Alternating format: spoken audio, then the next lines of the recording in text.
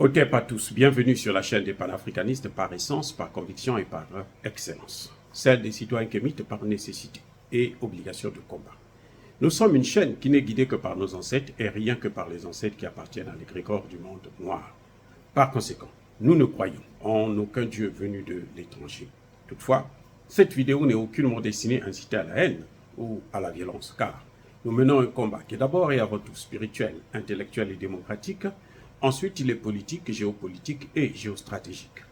Contre l'impérialisme, le colonialisme, le néocolonialisme et l'endocolonat, qui sont tous qualifiés de crimes contre l'humanité.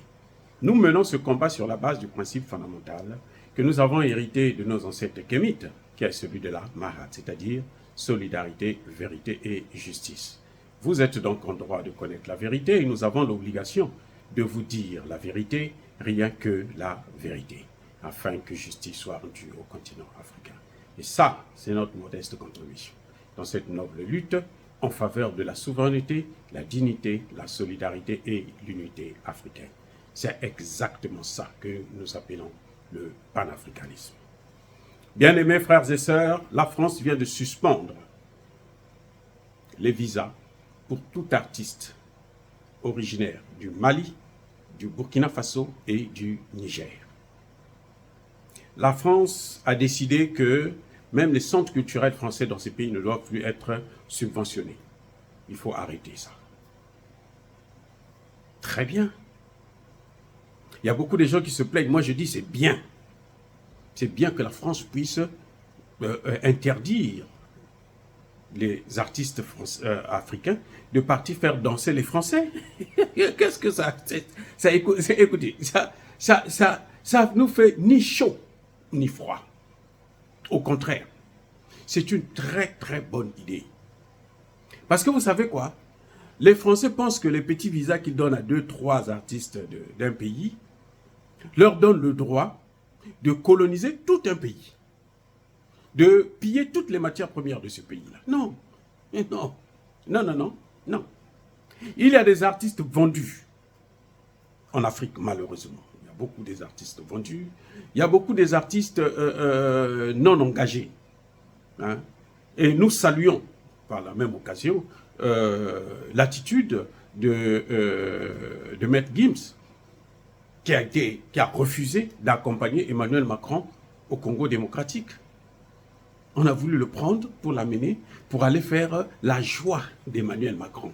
Il a refusé. Il a refusé d'aller, il a annulé un concert qu'il avait en Tunisie. Ça, ce sont des artistes. Ça, ce sont des artistes respectables. Ou encore, on peut parler, tout récemment, vous avez entendu Alpha Blondy, qui est contre toute intervention militaire en Niger. Voilà des artistes. Parce que l'artiste fait quoi? Son rôle, c'est quoi? Son rôle, c'est pas faire danser pour danser, non. Son rôle, c'est faire danser en faisant passer un message donné. Je vous rappellerai encore au Congo, par exemple, quand on a eu des grands artistes, paix à son âme, comme Franco, comme Taboulé, une certaine mesure, les Papa Wemba, les Emenea Kester et autres. Surtout Franco, quand il vous parle aujourd'hui, s'il veut donner des conseils aux hommes, il vous donne seulement une chanson et puis c'est fini. C'est-à-dire que quand tu écoutes ça, quel que soit ce que tu voulais faire dans ce sens-là, tu t'arrêtes. Tu écoutes la chanson. Parce que la chanson est une leçon, est un message. C'est-à-dire qu'il y a des gens qui aujourd'hui pensent que nos artistes, la seule chose qui compte pour eux, c'est l'argent. Oui, c'est vrai, pour beaucoup. Mais il y a des artistes de valeur. Vous savez, la force de Bob Marley, ce n'est pas parce qu'il était un grand chanteur, parce qu'il a inventé le reggae et autres. Non. C'était le message qui passait dans ses chansons. Bob Marley, c'était un artiste engagé. Voilà ce qui faisait la force de Bob Marley jusqu'aujourd'hui. Il est inoubliable. Partout dans le monde, et surtout en Afrique. La force de Michael Jackson, ce n'est pas seulement parce qu'il chantait bien, non. J'ai vu comment Michael Jackson a utilisé son argent pour financer les groupes d'avocats qui devraient plaider la cause des Africains. ceux qui étaient notamment assassinés par la police américaine. Beaucoup de ces jeunes Africains massacrés, c'est Michael Jackson qui prenait son téléphone, il appelle l'avocat, il dit « Va t'occuper de ça, moi je m'en charge de tes honoraires. » Eh oui. Donc, aujourd'hui, nous avons des artistes au Congo.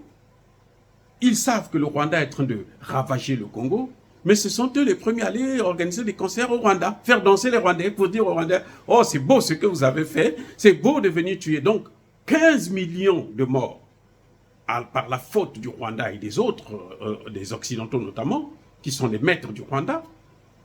Et eux, ils vont pour adouber ce genre d'attitude. Non, ça, c'est pas des artistes.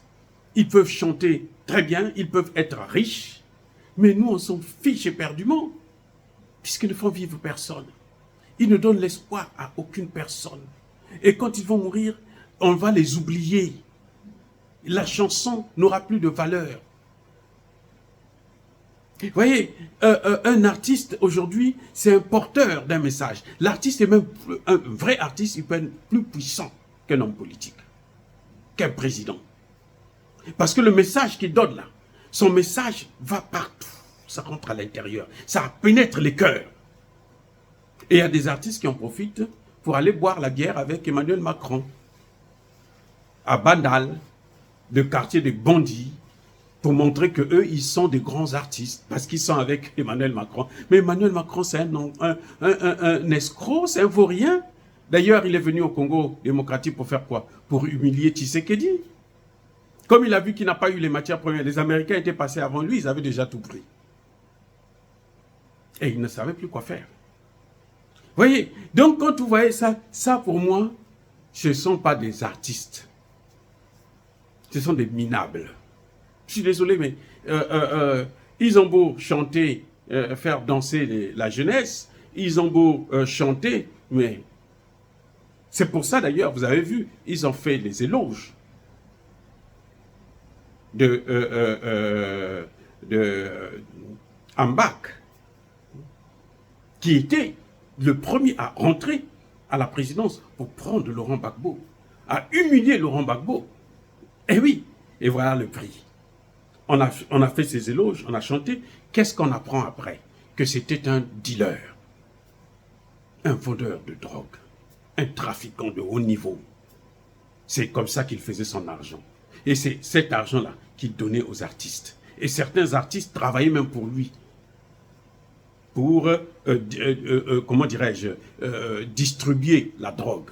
Et aujourd'hui, la Côte d'Ivoire, vous avez des enfants de 12 ans qui se droguent. Ce qu'on ne voyait pas avant en Côte d'Ivoire. Mais la situation, c'est-à-dire que les gens ne voient pas ce qui est en train de se passer. Et ce Ambak-là était soutenu par les grands artistes que vous connaissez, de la Côte d'Ivoire et de l'ensemble du continent africain. Parce que, regardez, le résultat, c'est quoi? Ils ont propagé, ils ont fait l'apologie de la drogue. Et aujourd'hui, pour rattraper cette jeunesse-là, ça devient un parcours du combattant. Donc, vous voyez, pour moi, qu'on supprime, qu'on interdise les visas des artistes, de toutes les façons, la France n'a jamais respecté les droits de l'homme, comme elle le fait au Niger. Elle dit qu'elle ne peut pas quitter le Niger parce que c'est elle qui a le droit de légitimer un gouvernement. Vous voyez, donc, si elle le fait, nous on s'en fout éperdument. Elle n'a pas d'artiste. C'est qui? Les Johnny Hallyday, là, c'était des artistes aussi. Vous avez appelé des artistes. Aux États-Unis, là, si vous venez parler de Johnny Hallyday, et les gens vont poser la question, mais c'est quoi Johnny Hallyday? C'est un repas, c'est une boisson ou c'est quoi? Donc, on ne le connaît pas comme étant artiste. Non.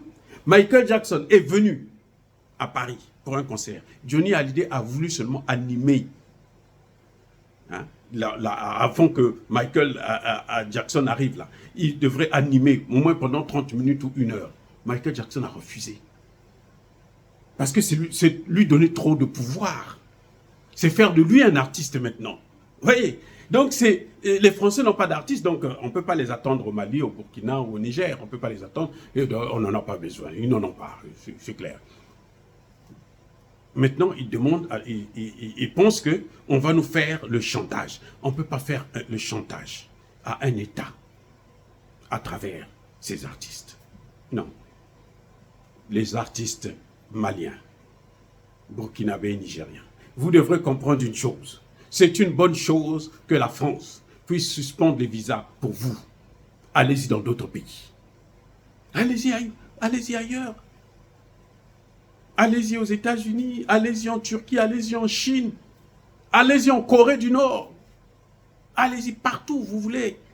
Mais oubliez la France. La France, c'est le malheur de l'Afrique. C'est la misère. La France sans l'Afrique, là, elle ne peut rien. Regardez les musées africains, français. Dans les musées, là, il y a quoi? Ce sont des objets africains. Des objets africains.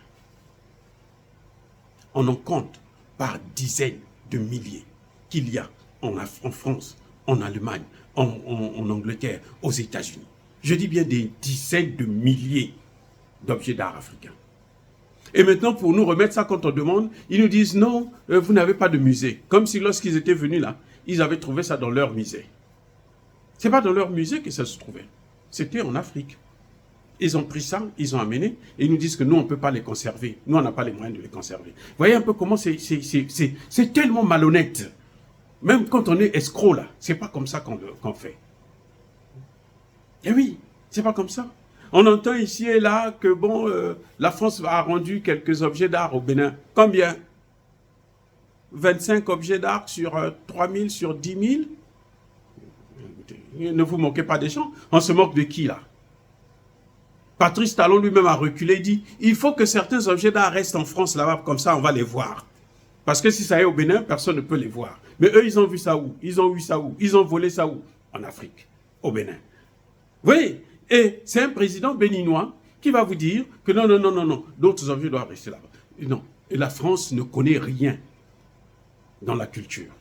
Elle ne connaît rien. Nous n'avons rien à prendre en France par rapport dans ce domaine de la culture. L'Afrique n'a aucune leçon à recevoir de la France dans le domaine comme celui de la culture ou des arts. C'est pas possible.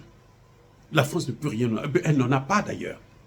Nous avons encore une culture, nous avons des valeurs, nous avons des traditions qui sont là jusqu'aujourd'hui, depuis des millénaires. Ce que nos ancêtres nous ont laissé de génération en génération, mais eux, ils n'en ont pas.